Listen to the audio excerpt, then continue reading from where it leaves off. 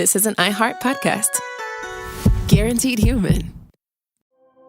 I turned off news altogether. I hate to say it, but I don't trust much of anything. It's the rage bait. It feels like it's trying to divide people. If we got clear facts, maybe we can calm down a little. NBC News brings you clear reporting. Let's meet at the facts. Let's move forward from there. NBC News, reporting for America. Brought to you by the Spam brand. Some foods or TV shows just instantly take you back to your childhood. Spam Classic is one of those foods. It's so 90s, but also so iconic that the sight of it sizzling just makes your mouth water. Back then, we had Spam Classic, but today, there are 12 irresistible varieties to choose from. It's like picking your favorite Boy Meets World episode. Impossible. There's Korean barbecue flavored, jalapeno, and 25% less sodium, just to name a few. Spam brand. Sizzle pork and Learn more and get sizzling at spam.com. In business, there's no room for guesswork. Every shipment matters. Every deadline counts. When you're trying to keep operations running smoothly, the last thing you need is uncertainty. That's why reliability is at the core of USPS Ground Advantage. Each package moves through a secure, nationwide network tracked from dock to door with affordable, upfront pricing and delivery you can depend on. Because knowing your logistics are handled lets you focus on everything else. Visit USPS.com/Ground Advantage to start shipping with confidence. USPS Ground Advantage.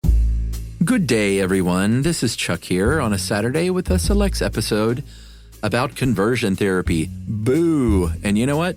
Regardless of what you think about conversion therapy, it doesn't work. And so that's why this episode is titled, How Conversion Therapy Doesn't Work, from November 2019. And if you're wondering, before you listen, what is conversion therapy?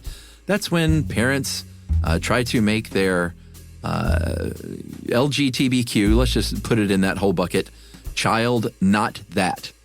And it's just not possible because that's who they are. So I hope you enjoy this episode. And if you don't, keep it to yourself. Welcome to Stuff You Should Know, a production of iHeartRadio.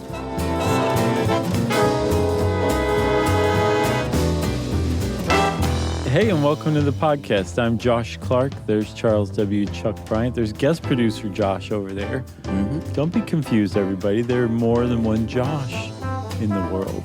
It's nice to hear you finally admit that. It's taken a long time. A lot of therapy.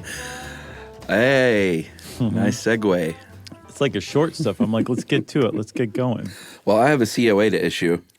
You know what cracks me up is people who are still like, what does that mean?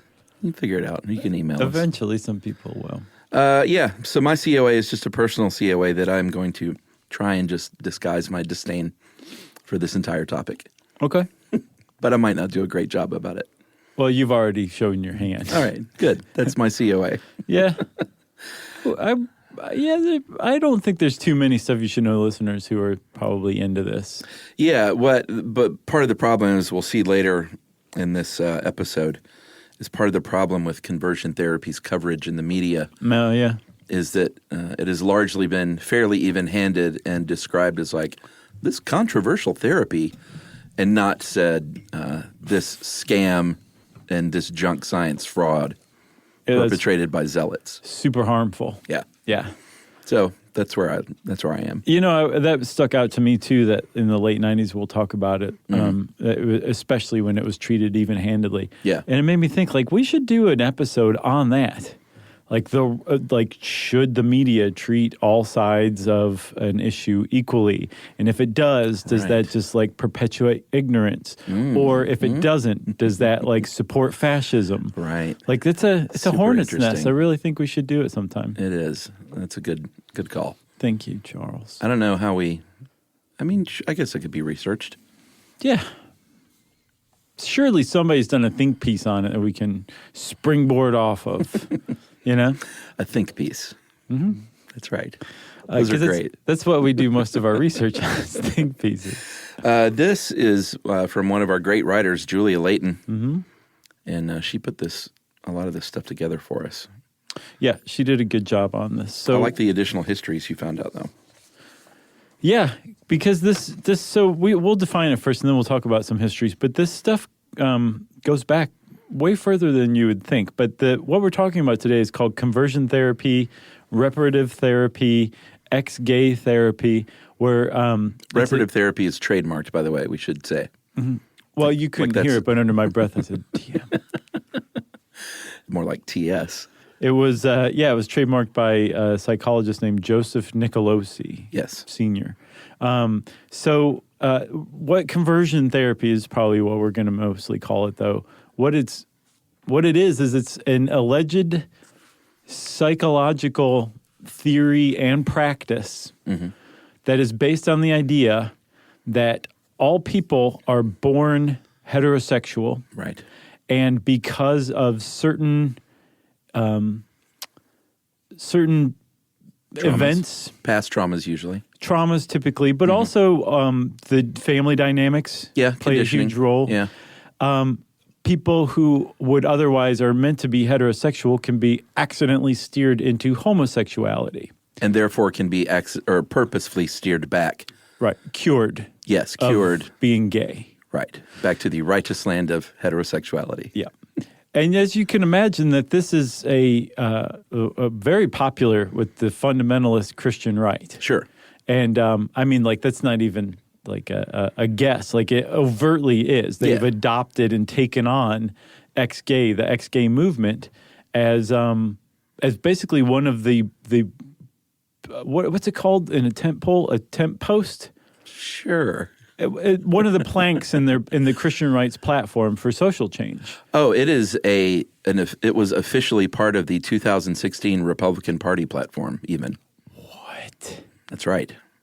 The whole RNC. Yeah, which has been called, the 2016 platform has been called by far the most anti-LGBTQ platform in the nation's history. Wow. I mean, yeah, if that's a plank in the party's platform, that's pretty significant. Like, they don't throw just anything in there. No, they don't. So with the ex-gay movement and conversion therapy, I saw it described, at least back in the late 90s, as a front in the culture war that's as strong and as significant as abortion. Mm-hmm. Like the Christian right in particular has basically dedicated itself to stamping out gayness and by converting gay people to straightness. The problem is there is no scientific evidence whatsoever that is even possible. Right. And the problem is when you try and stamp out gayness, that creates a good beat that you can dance to. It makes that sound. And they're like, no, right. Stop stamping. Yeah, exactly. I went to, should I say this? Oh, I don't know. Sure. Why not? Because this is the truth. I went to a church camp once when I was a youth. Oh, I figured a story or two like this were going to come out. That they talked about stomping your feet to the music or whatever they were playing, and they literally said, don't alternate feet because that's too close to dancing. Wow. Right? Yeah. And these weren't like, these were pretty mainstream Baptist church camps. It wasn't like I went to some snake handling thing? No, not at all. But we did a really good episode on that. Yeah, that was a good one. Mm-hmm. So anyway, stomp your feet, everybody. Right. Just don't alternate. That's hilarious. So you stomp them both at once? Because that's just stomp one foot. Just stomp your right foot. I was going to say, that's just jumping lightly. Okay, so that's what we're talking about is conversion therapy. And like I said, it became part of the Christian rights kind of philosophy and part of their culture war, they're fighting. But it goes back way further than that. I think it was the late 90s when the right kind of adopted it. As a matter of fact, into the 19th century, there were people who subscribed to this, but they were all psychologists.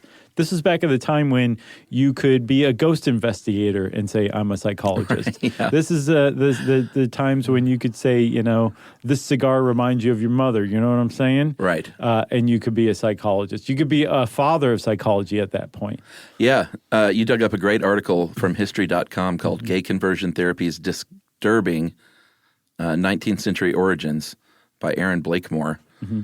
And man, Aaron, nice attribution, Chuck. Yeah, well, Aaron wrote a great article, and in it, she talks about in 1899 this hypnosis Well, again, in the days where you could be a hypnotist and be a legitimate scientist at the same time. Should I get into stage shows or psychology? That's right. Maybe Where's both. the money? But he was German, of course, and he claimed to have turned a gay man straight after 45 hypnosis sessions and some other therapies. And that's sort of the first evidence of what we would later call conversion therapy starting up. Yeah. Although I'm sure even before that, they probably didn't call it conversion therapy, but if you were an effeminate man, you were no doubt probably beaten by your parents and shunned by your community. Right. I think one of the other things that's kind of a hallmark of this long tradition of converting people from being gay to straight or trying to is this idea that there's something wrong with you if you're gay. Right. And that idea can actually become hung up on the individual, the gay person, so that they actually do seek out help in becoming straight.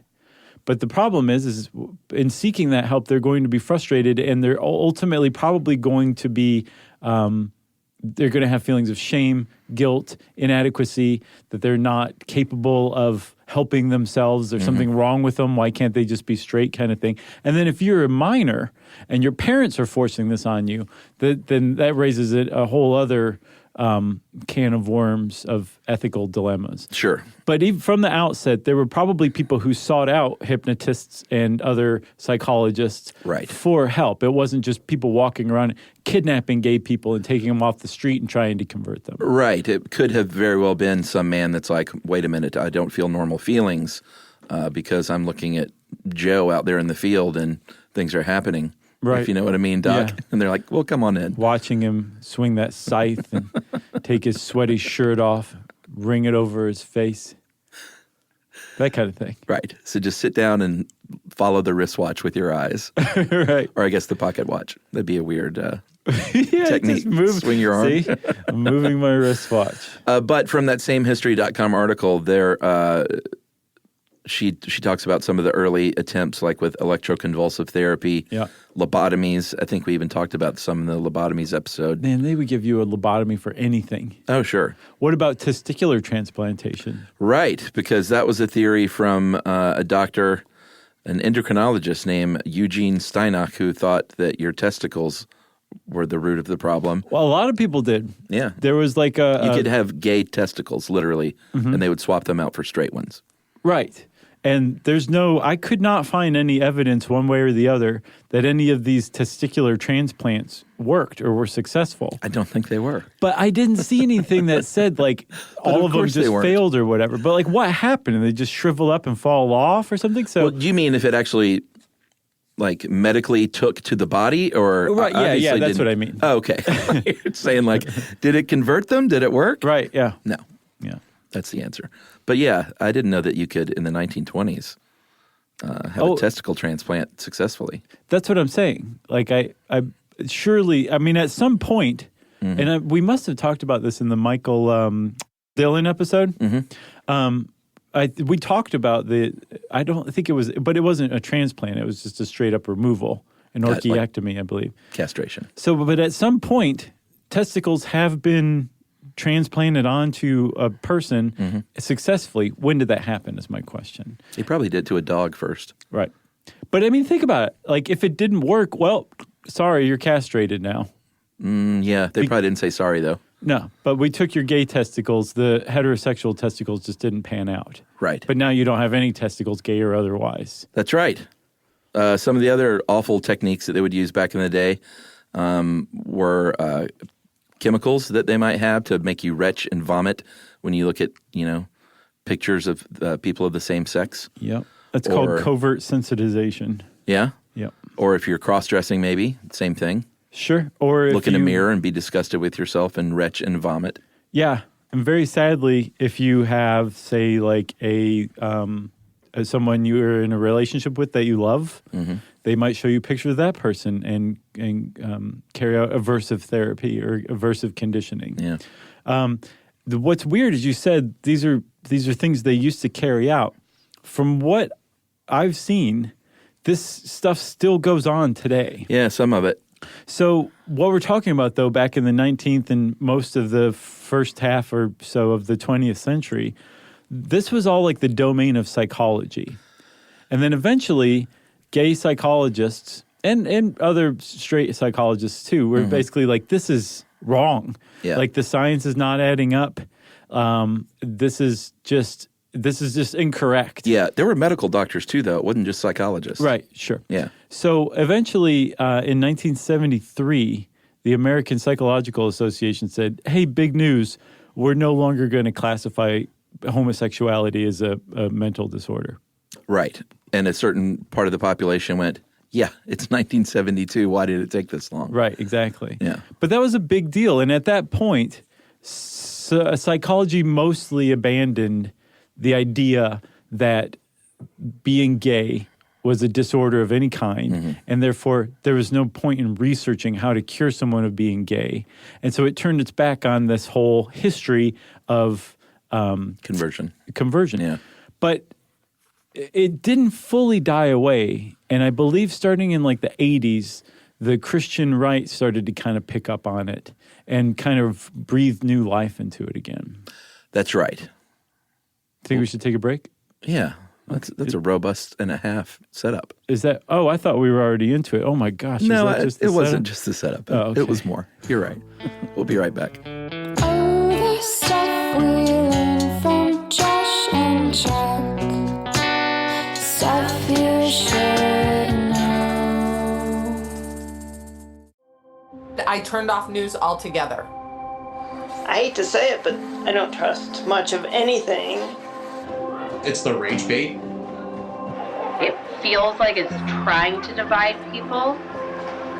If we got clear facts, maybe we can calm down a little. NBC News brings you clear reporting. Let's meet at the facts. Let's move forward from there. NBC News, reporting for America.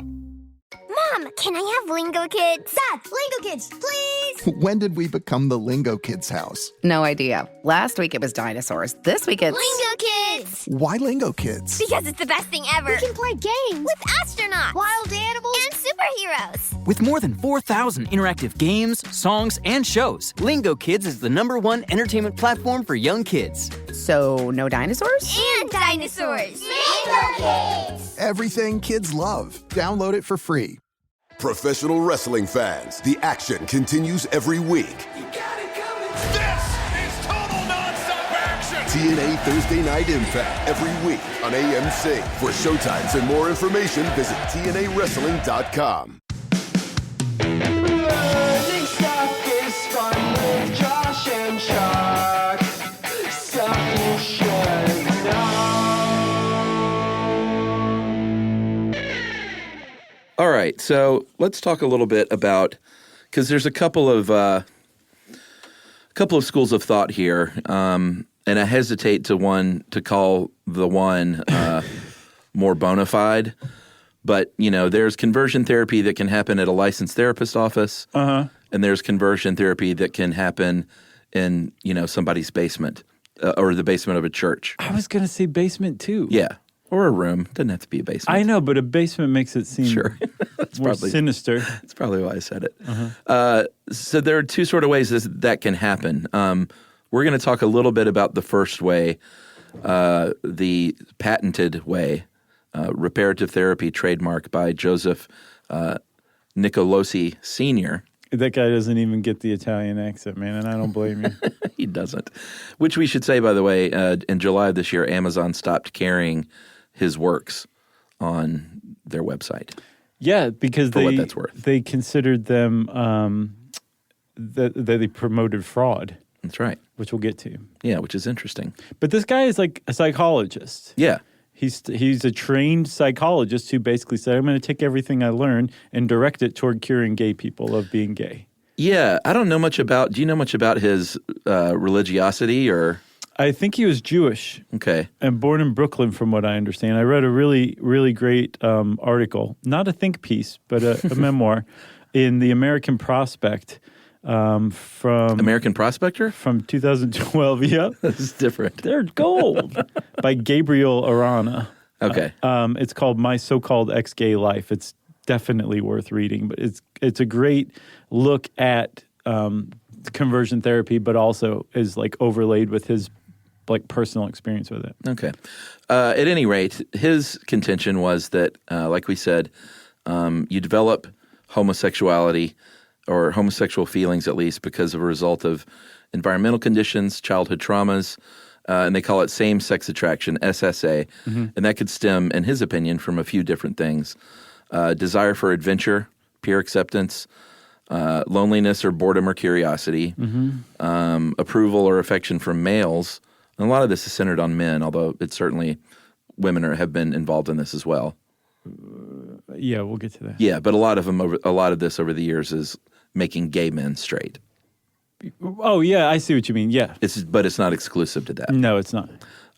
General rebellion, which is pretty funny, Mm-hmm. and then sexual molestation by another male. And I think that is a very, I think that the idea that leads to being gay is very widespread in culture, well beyond the Christian right or people who believe in conversion therapy. The idea that if you're sexually abused by a man or somebody of your same sex, you become gay, which is just wrong. But I think a lot of people still believe that. I know that's what I thought when I was a kid. Yeah, that's right. I mean, it's not right. Well, no, it's utterly wrong, but yeah. And the whole basis of Nicolosi's theory, he takes back to a study from 1992 called Demography of Sexual Orientation in Adolescence. And this was an actual study from the Journal of Pediatrics that looked at patterns of sexual orientation in high school students in Minnesota. And what they found out was that younger teens in Minnesota in this study were more likely to express sexual confusion about their orientation when they were younger. And as they grew older, they were less confused about their sexual identity and orientation. Right, and that's a legit study. Right. And I think that probably anyone who's ever been an early teenager and a late teenager can be like, that sounds about right. Exactly. You know? But the extrapolation that Nicolosi did was what's the problem is. Right. So Nicolosi was saying, like, yes, that shows that, like, you're in a dangerous place earlier on, and that if a couple of things happen in a certain way, you can be veered off of this natural path toward heterosexuality into homosexuality. Right. And also more dangerously, that means we got to get them while they're young. Right. So one of the other things that he really based his practice on was this family triad of a domineering, over-attendant mother, a passive, detached father, and a sensitive child. Boogie Nights. In kind of, in that was a good one. In that triangle, like you would like almost certainly have a gay kid. Yeah. If somebody didn't intervene. So he decided like this was his career was intervening in that kind of stuff. But that in and of itself has never been proven to create gay kids, like that, like whether you believe in conversion therapy or not, if you have a domineering mother and absent father and you're like a sensitive type who likes dolls even, doesn't mean you're going to turn gay. Right. This is the basis of that, though, is that yes, you will turn gay. And still to this day, this idea is allowed to live because science has never fully satisfied the question, like, are we born gay? Do we develop being gay? And it looks like it's on a pretty strong track toward a genetic basis of homosexuality. Right. But it's still, nothing's definitive. And so people can say, well, maybe we do develop, you know, in adolescence, you know, being gay or whatever, because science has not filled this void quite yet. Yeah, and the way Nicolosi would write about this stuff and describe it is in a very sort of professional, innocuous type way, where a casual reader might say, well, this seems totally valid and above board. Yeah, a Newsweek reader. Yeah. Or an Oprah viewer. That's right. This is one of the things, I think this is from one of his books. And this is how he describes the relationship from patient to therapist. The client has come to the therapist seeking assistance to reduce something distressing to him, and the RT psychotherapist agrees to share his professional experience and education to help the client meet his own goal.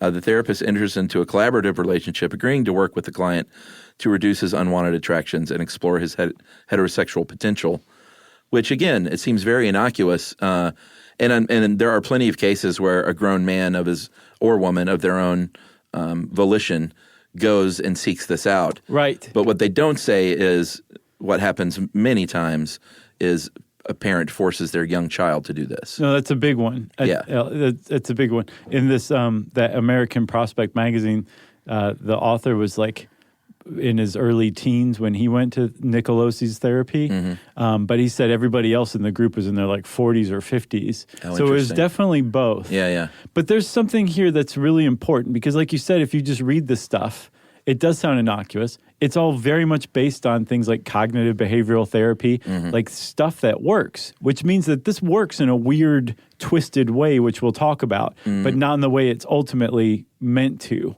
It works in a bent way. Yeah, I mean... Do you want me to explain now? I feel like I should. I take issue with the word works at all. There are situations where it might prevent someone from acting on a homosexual impulse. That's what I mean. Yeah, but that doesn't change the nature of their sexuality. No, right. Yeah. And ultimately, preventing someone or training someone to not act on their sexuality is damaging in and of itself. Right. And causes all sorts of other problems. But maybe good enough for a really religious family. Right. You know? Yeah, well, that's what I read is that over time, as the Christian right adopted the idea of, championing the ex-gay movement, that part of that was accepting gay people who refrain from gay sex. Right. So if you were like, I'm gay, I'm never going to be straight, I tried, but I don't have sex with men, but I won't commit the sin you would be welcome in church. Yeah. So what I was saying, though, is with Nicolosi's thing, there's something fundamentally wrong with it. And that if somebody came to you and said, I'm tired of being white or black or Hispanic or straight, I can't stand it. Yeah. You wouldn't say, oh, well, let's figure out how to make you not black or white or Hispanic or straight. Right. Let's figure out how to change you. They would say, any therapist worth their salt would say, well, no, there's a lot of great things about being white or black or Hispanic or straight. And let's focus on that so that you can own your identity. The conversion therapy does the opposite. It says, yes, let's figure out how to get the gay out of you. Right. Let's change your identity because this group of society has said that it's unacceptable. That's right. And that is an extraordinarily damaging position to come from, and that is the basis of conversion therapy. Yeah, and as we'll see later on, the AMA's official stance is that it is, and we'll read the quote later, that it is a damaging prospect. Right. And creates real harm. An American Prospector magazine. So this approach by Nicolosi has 4 steps to it. The first one is interesting because it's the disclosure of the therapist's personal, professional, philosophical, and religious views on homosexuality, which includes, Nicolosi says, the gay affirmative therapist also discloses his philosophical views to the client, but from a gay affirmative perspective. Does he just put that in there to cover his bases? No, it's true though. Because you wouldn't send your son or daughter to a gay affirmative therapist to convert them into right. You know, I think this is what he's saying. You've been to therapy before, right? Sure. Have you ever noticed that when your first session, the therapist tells you a lot about themselves and what they think about mental health or life or whatever? Yeah, and I'm always like, wait a minute, what about my problems? Yeah, I thought we were talking about me. I'm getting charged for this? Right, I don't care about your family. Right. That's what he's saying that they do. But because this is about being gay, that's what they're going to talk about is their views or whatever.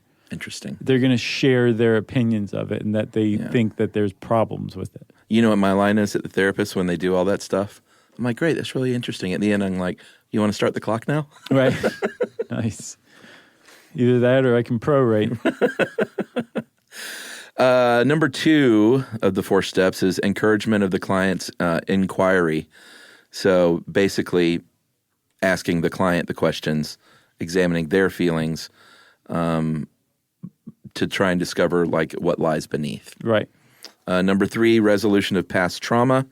If it is in fact one of the reasons they suspect this person has gone down the road to homosexuality.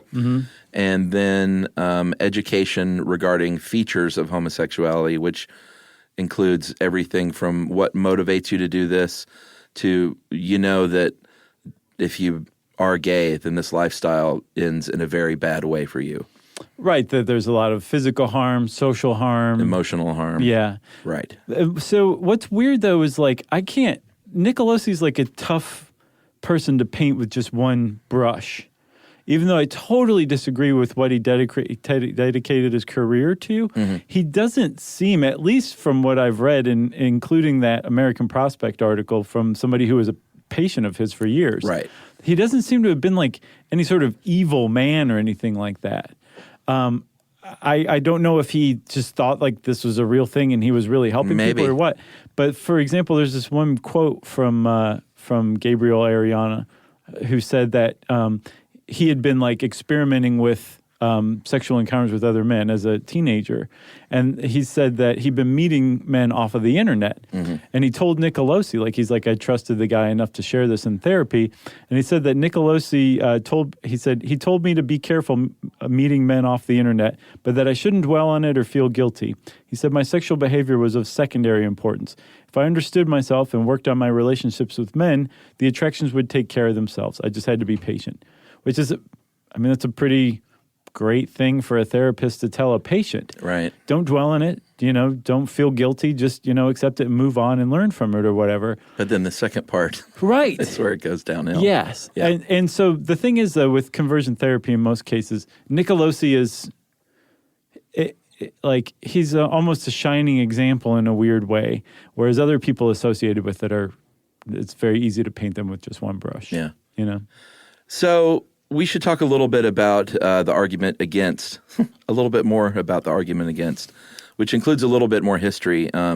We talked about the earliest stages of conversion therapy in the late 1800s, but it really kind of picked up steam in the United States in the 1960s when the civil rights movement, when gay people started coming out of the closet more, presenting themselves more in public, gay bars popping up, things like that.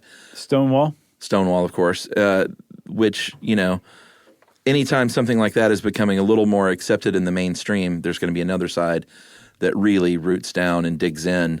And that's sort of how the modern gay conversion therapy movement was born, was out of homosexuality becoming more accepted. Yeah. I read a really interesting journal article from 2007 by Robinson and Spivey. It was in Gender and Society, the journal. And they basically they looked into the ex-gay movement, not necessarily the psychology community's basis of it, but later on the adoption of it by the Christian right. And they explained why the Christian right would be interested in that. And they were interested in it and dug in, like you said, because they saw homosexuality and feminism in particular as signs of a decadent society that would eventually cause us to crumble and collapse. And that and this is according to Robinson and Spivey. I haven't actually interviewed anyone on the Christian right who believes this. Right. But they are academics, and this was a peer-reviewed journal, that masculinity is the antidote to that. Right. It's the antidote to homosexuality. It's the antidote to feminism, and that it was up to each man to be a strong leader among women and children, and to be as masculine as possible. That's how you did that. Yeah, I heard sermons every Sunday. Well, not every Sunday, but I heard sermons on many Sundays where they were still saying, "Wives, submit to your husbands." Yeah. Straight out of the Bible. Yeah, and like most of the antidote is, dads, you're being way too passive. You need to step up and be the leader of your family. But also moms, you can help by saying, oh, you have a question? Ask your father. I defer to your father. Go ask your father. Right. And just, being passive. Well, which goes back to that triad you mentioned earlier about the domineering mother, the passive father equals gay son. That's basically the basis of the whole thing from what I could tell, is that, at least among the Christian right, that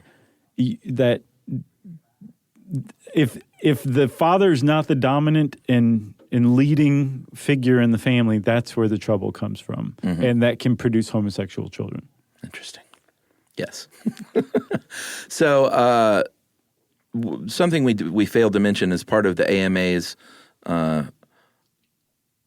change in 1972, or was that the APA?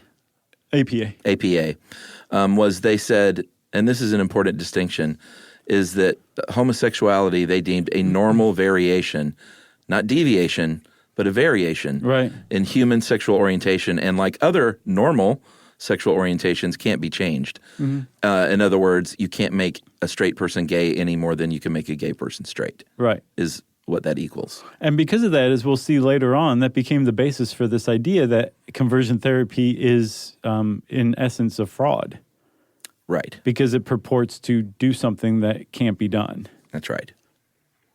Should we take another break? Oh, man, really? They're coming hard and fast. We can wait if like you want. men swinging scythes in sweaty shirts on the field. Yeah, let's take another break, and we'll talk about what might happen in conversion therapy right after this. Oh, the stuff we learn from Josh and Chuck. Stuff you should know. I turned off news altogether. I hate to say it, but I don't trust much of anything. It's the rage bait. It feels like it's trying to divide people. If we got clear facts, maybe we can calm down a little. NBC News brings you clear reporting. Let's meet at the facts. Let's move forward from there. NBC News, reporting for America.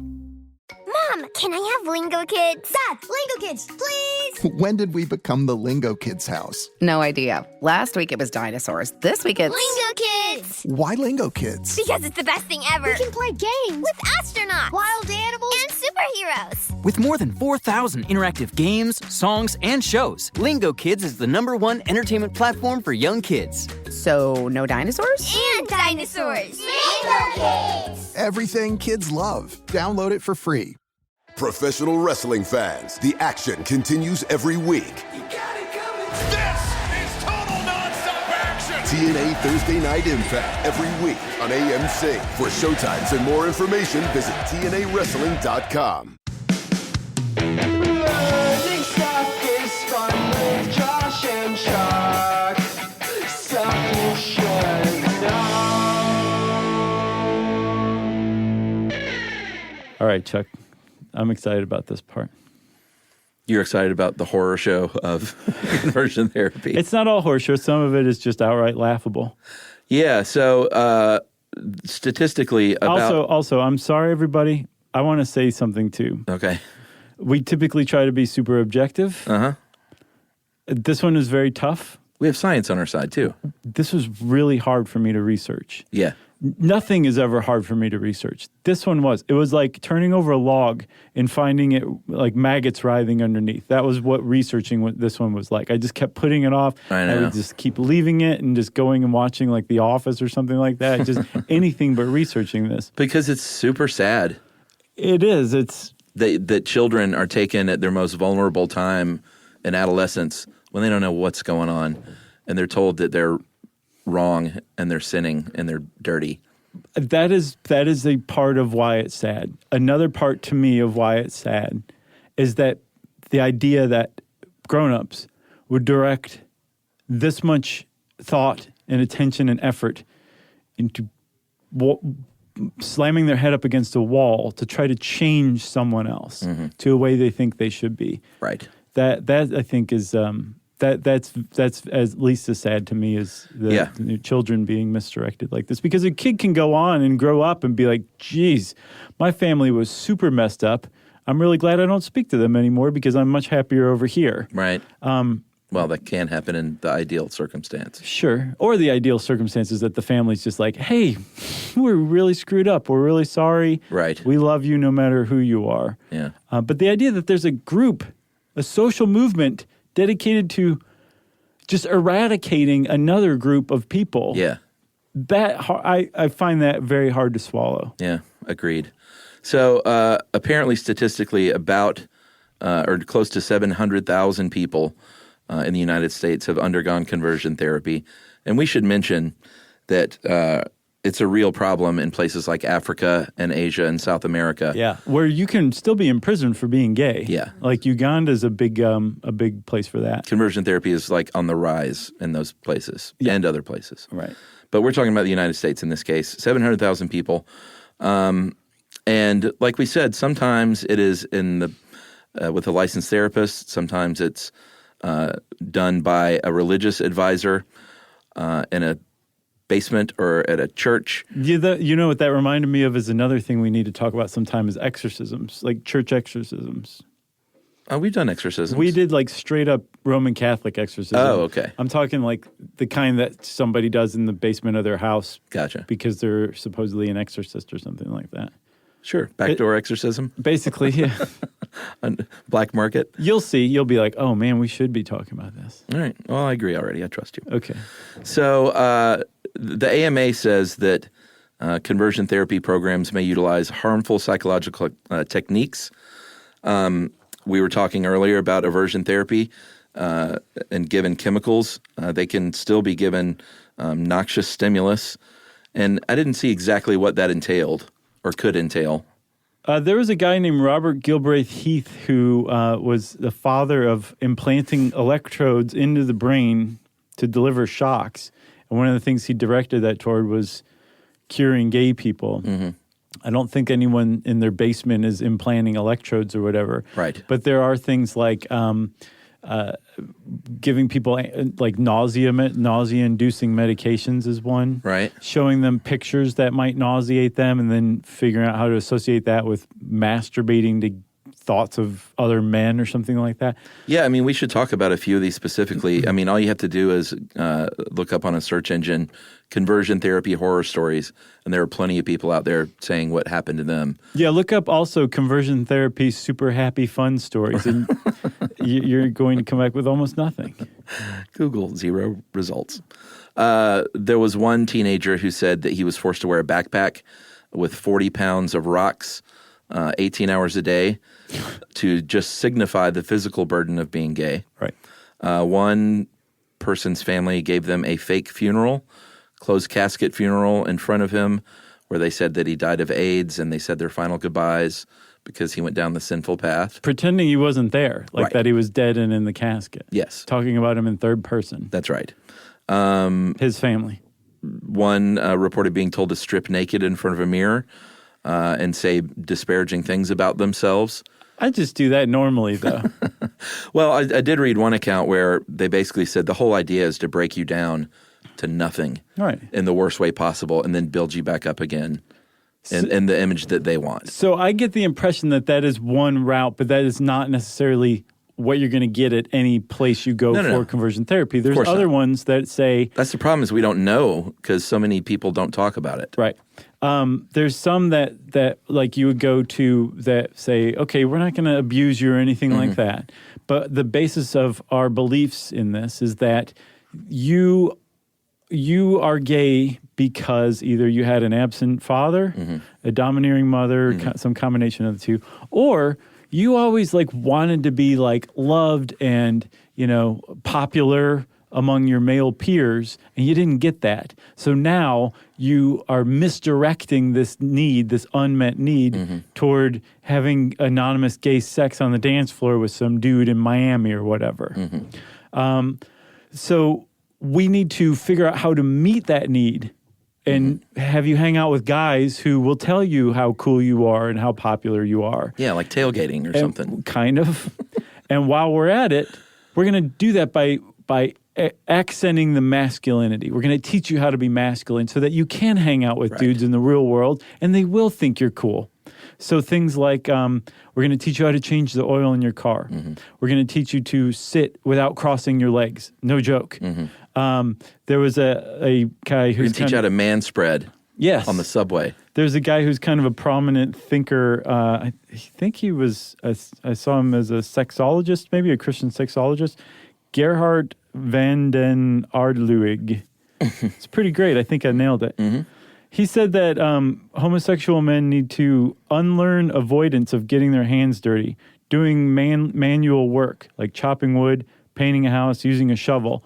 And that... I say no thanks to all three. I'd chop wood. That's kind of fun. It is fun. And that not necessarily just, here's an axe, start chopping wood, you're going to just suddenly become cured, but that is part of it. Right. And in this thought, this tack where they're not abusing you, they're not degrading you or anything like that, They're teaching you masculinity and manliness.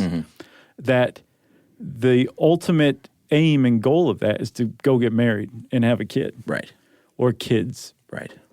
And that is a big part of conversion therapy, or it was for a very long time, was saying you might still be gay or whatever, but you're not really gay. You're now married and you have a kid, and that is what you're dedicating yourself to. That's right. You're a wood chopping, football throwing dude. With a pencil-thin mustache. Oh, no, not that. So in 1974, we should talk about George Reckers. He was a psychologist who tested whether or not this was an effective treatment. And he had this wasn't his boy, but this was his client. It was I guess client's a weird way to put it. Sure. This child was forced to go to this person at 4.5 years old. And this was a boy manifesting, quote, childhood cross-gender identity. And they said this is based on the clothes that this boy wears.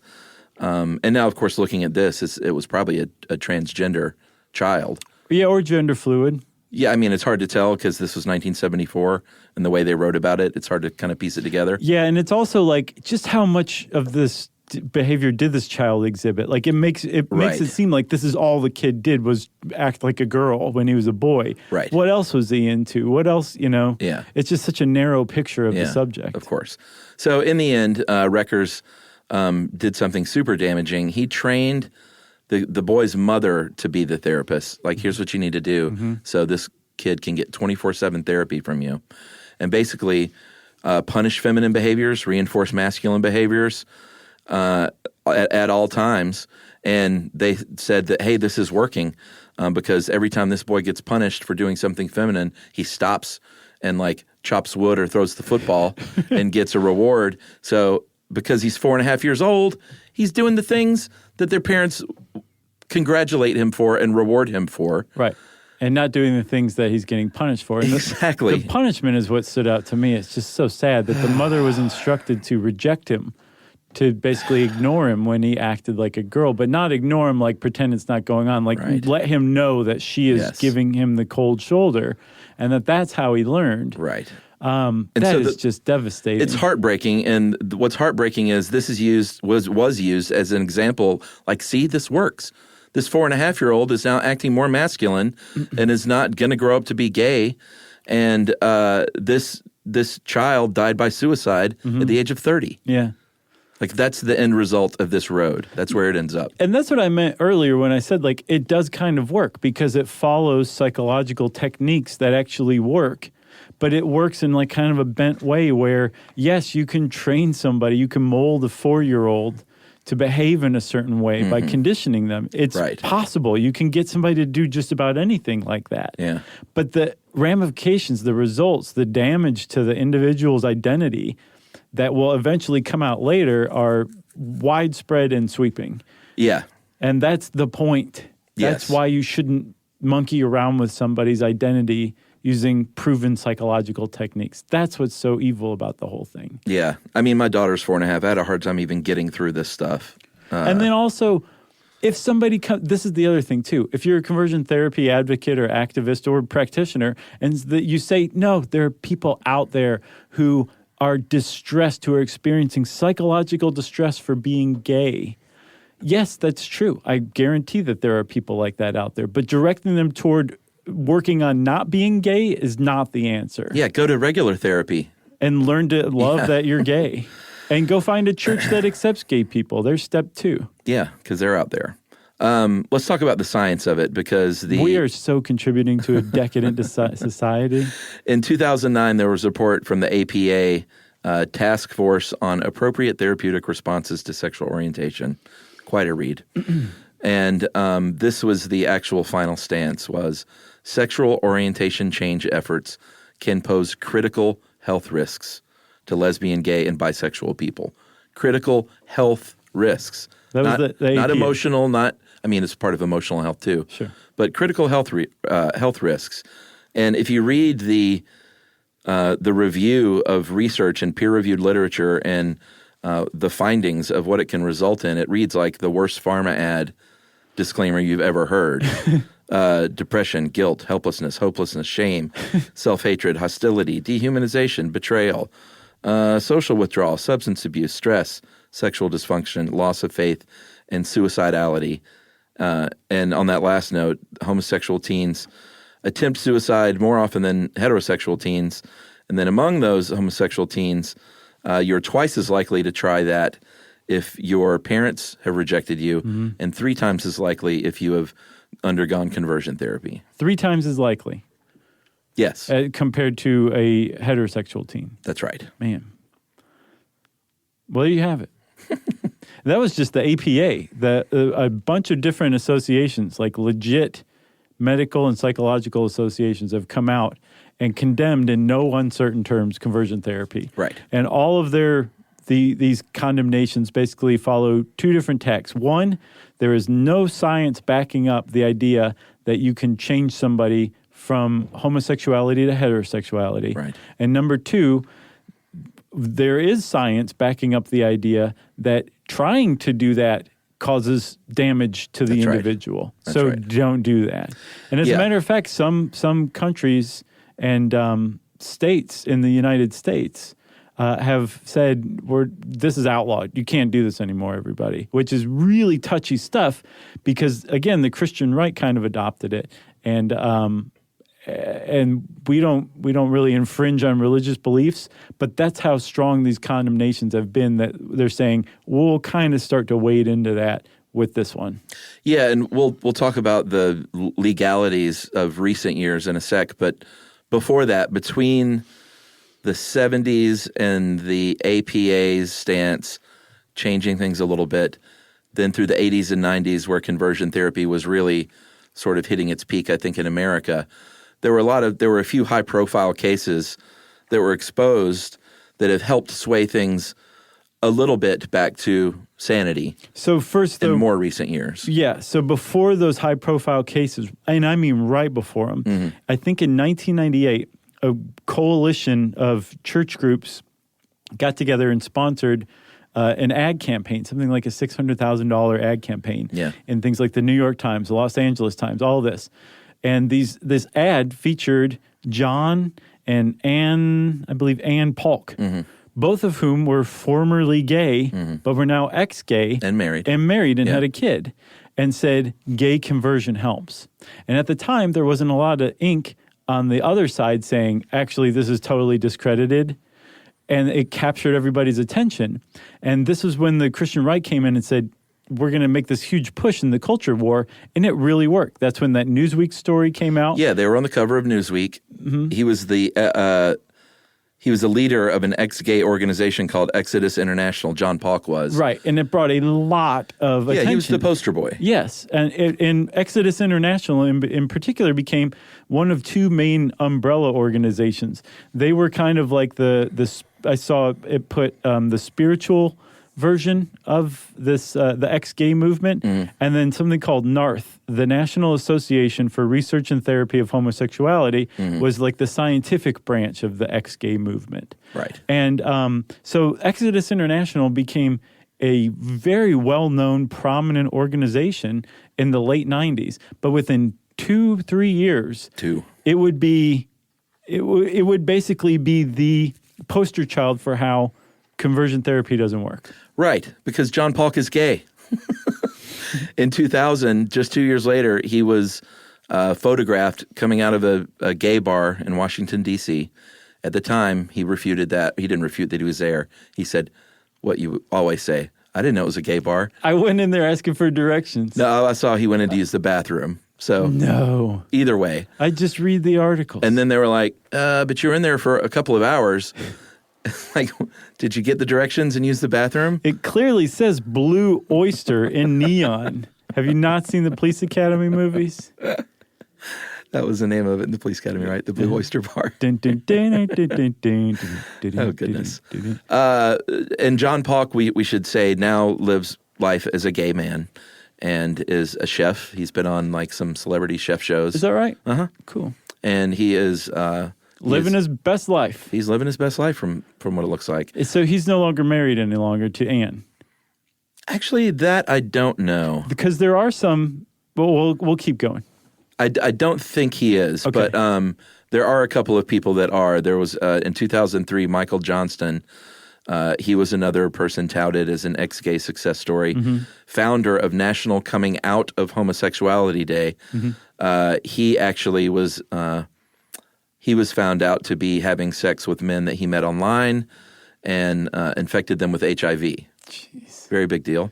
And then there's Ted Haggard, of course, in 2006. I remember this. Yeah, he was a preacher and president of the National Association of Evangelicals, or was at the time, I guess. Very much an anti-gay leader in the religious circles.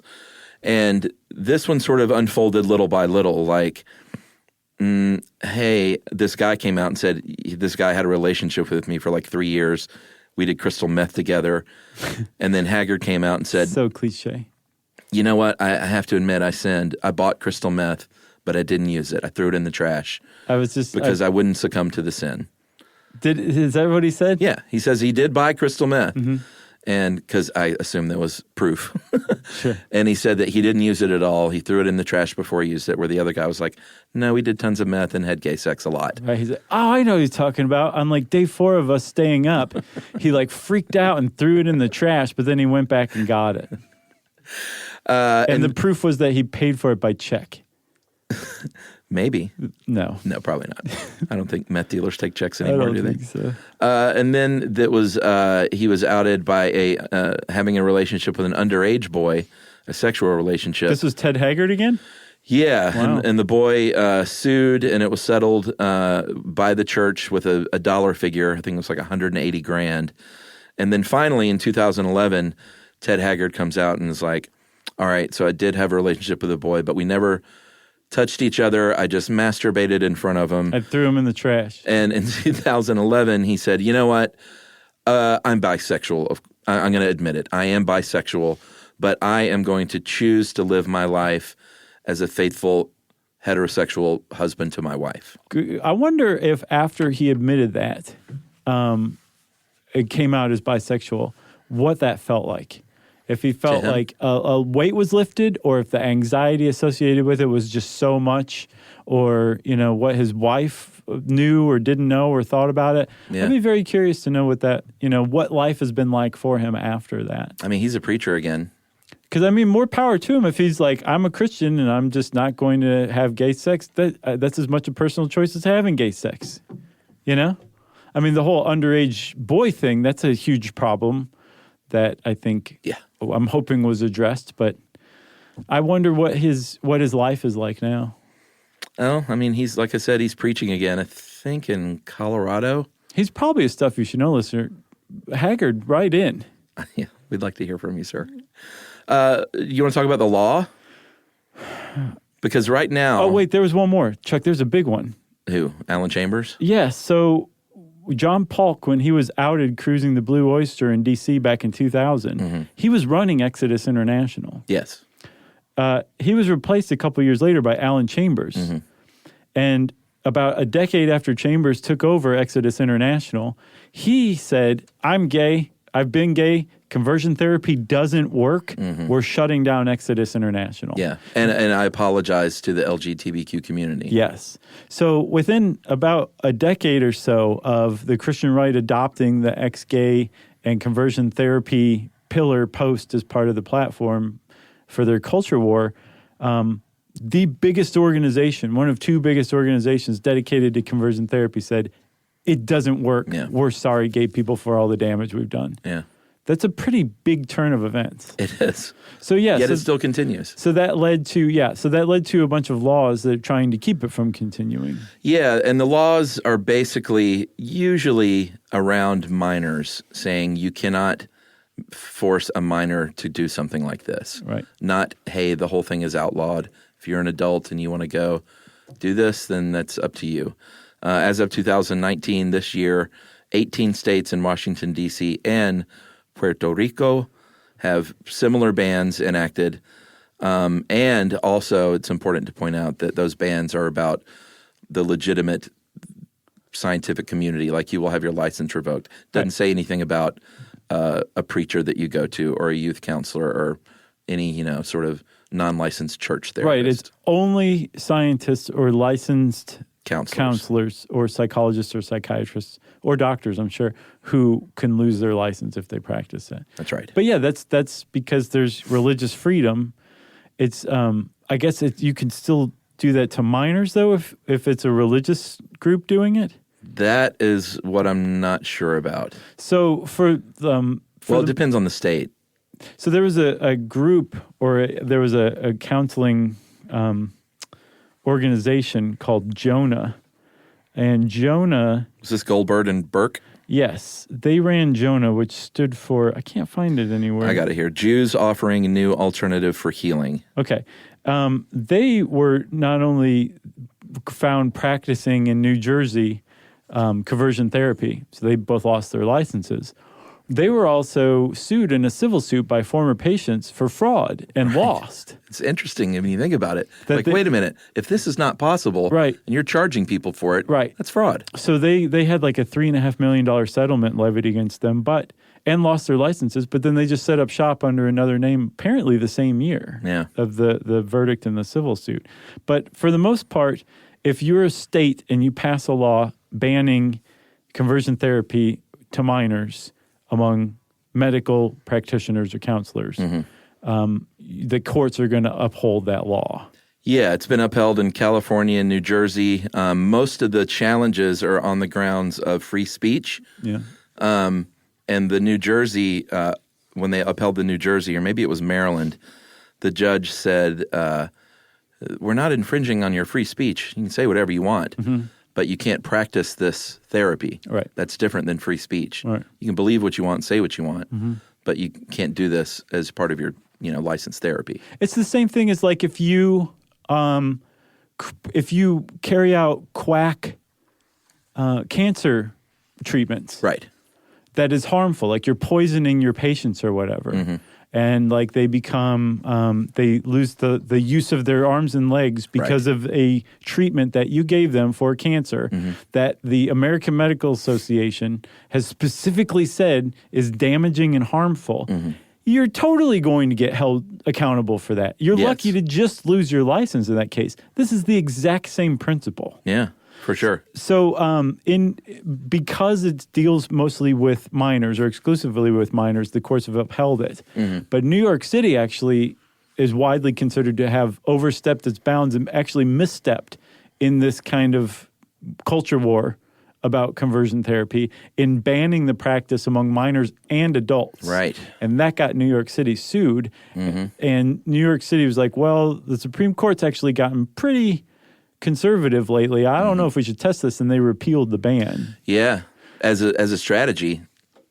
Right, to keep it from getting tested in the Supreme Court, where the Supreme Court could say, no, all laws against conversion therapy are unconstitutional. You can't outlaw it or ban it in any form. Yeah, and I think the Supreme Court already refused to hear one case. Which actually upheld the state's outlaw of conversion therapy. Right. Yeah. Very interesting. There's a movie I haven't seen yet called The Miseducation of Cameron Post. It's a 2018 film from the 2012 novel by Emily Danforth. Haven't seen it yet, but it's about a girl who undergoes conversion therapy, and it's Chloe Grace Moretz. You know her? I do. I can't put the face with the name, but I know both. Yeah, you've seen her for sure. Sure. If you want to know more about Arrested Development, conversion therapy, all that stuff, you can, I guess start researching online, see what you think. And since I said see what you think, it's time for listener mail. I'm going to call this complaint, pedantic complaint. Okay. I write to complain. Josh, in the episode on historic districts, you kept referring to them repeatedly with the indefinite article "an" rather than "a," an historic district. I said "an"? That's what he says. That sounds unusual. I don't usually do that. Really? I guess I was just being unconsciously correct. So is that correct? Yeah. So what's the rule? Because I don't even know it. Huh? What I just said. That's the rule? That's the rule. What I say? Okay. I try not to exercise it too much. Okay, good. Only when I'm right. Joe says this, I realize this infuriating practice has become popular in recent years in the U.S., I feel passionately that it must be discontinued, especially primarily by those voices are attended by large audiences like you. You are no doubt aware the letter H is a consonant, necessitating, the use of the indefinite article a rather than an. Citation, all grammar books ever. I should limit the scope of my gripe with an important caveat. Cockneys. They should probably continue to say an because they pronounce it historic. This guy doesn't even know that the Rhyming Slang episode is coming out. How weird. But guys, that's not really what I write today. I love the show. I wanted to tell you, I wanted to wait for a halfway plausible pretense to make the email a little more fun, which I hope this has been. Any chance on an episode of how pedantry works?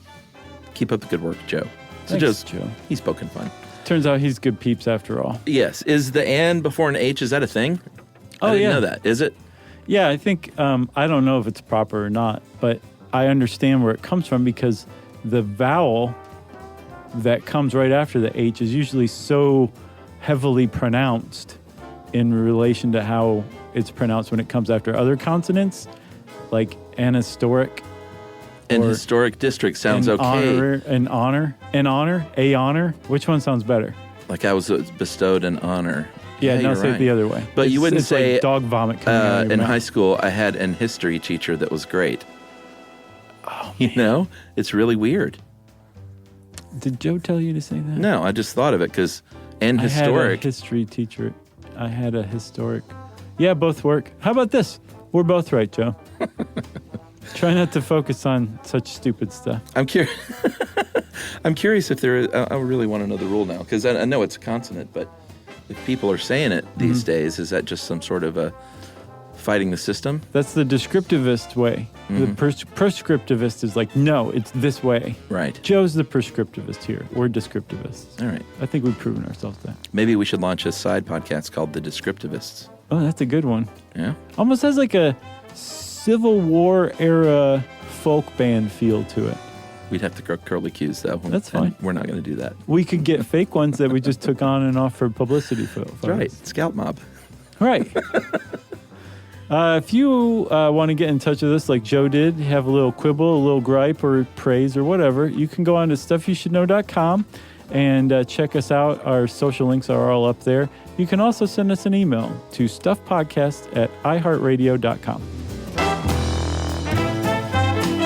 Stuff You Should Know is a production of iHeartRadio. For more podcasts from iHeartRadio, visit the iHeartRadio app, Apple Podcasts, or wherever you listen to your favorite shows.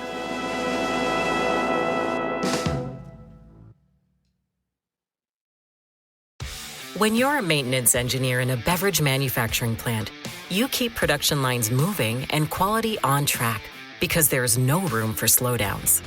With Grainger's vast selection of high-quality motors, sensors, belts, and hard-to-find parts, you can get what you need fast and all in one place, so nothing gets in the way of getting the job done.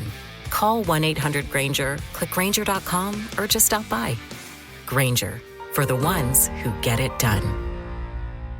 T-Mobile is reinventing business internet with super broadband. Whether you run a small office or a factory of 500, connection is everything. Powered by America's fastest 5G internet, plus Starlink. Super broadband from T-Mobile reaches every zip code in the U.S. Super broadband, a new era of business internet. Visit superbroadband.com to learn more.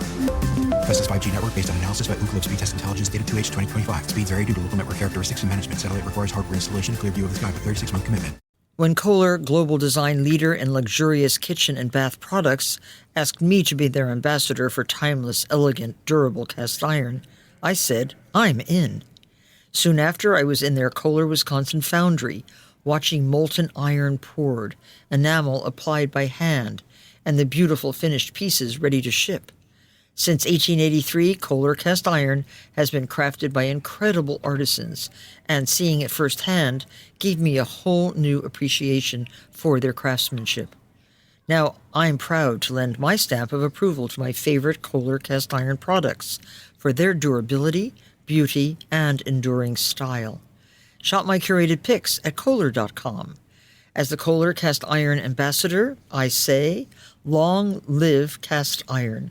This is an iHeart podcast. Guaranteed human.